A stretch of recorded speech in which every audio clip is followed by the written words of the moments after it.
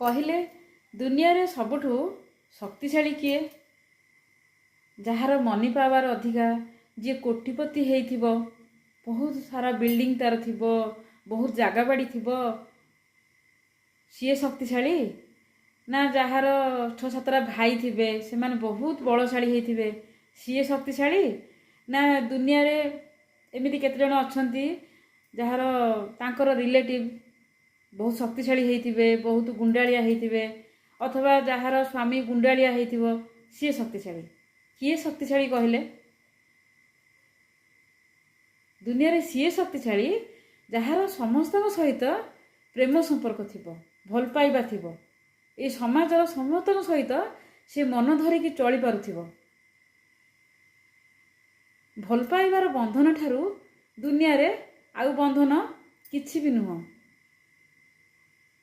ଆପଣ ଯେତେ ପାୱାରଫୁଲ୍ ହୁଅନ୍ତୁ, ଯଦି ଭଲ ପାଇବାର ବନ୍ଧନ ଷ୍ଟ୍ରଙ୍ଗ ଥିବ ନା, ତାହେଲେ ଆପଣ ଦୁନିଆରେ ଜିତିପାରିବେ ଆଉ ଚଳିପାରିବେ ମଧ୍ୟ।